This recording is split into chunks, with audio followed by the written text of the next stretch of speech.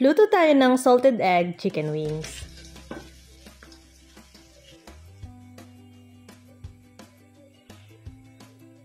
So, meron tayong chicken wings dito. Minarinate ko lang siya ng asin, paminta, at saka ng lemon juice. Marinate lang natin to at least 1 hour. After nyan, maglalagay tayo sa lalagyan 3 tablespoon ng cornstarch at saka 3 tablespoon ng all-purpose flour na may black pepper and salt din na pampalasa. I-coat lang natin ang ating chicken wings dyan. Tsaka natin to i-deep fry.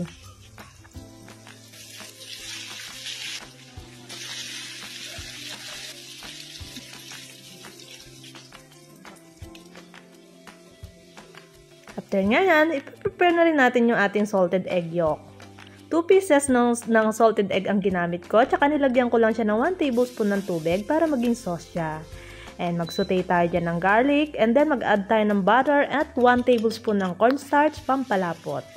Tsaka na natin lalagay yung salted egg yolk natin. Nilagyan ko na siya ng half cup of water. Tinimplahan ng paminta, asukal, at saka konting asin. At nilagyan ko rin siya ng lemon juice. And then, i-coat na natin. Patayin na natin yung apoy. And ready na ang ating salted egg yolk chicken wings. Maraming salamat sa panonood.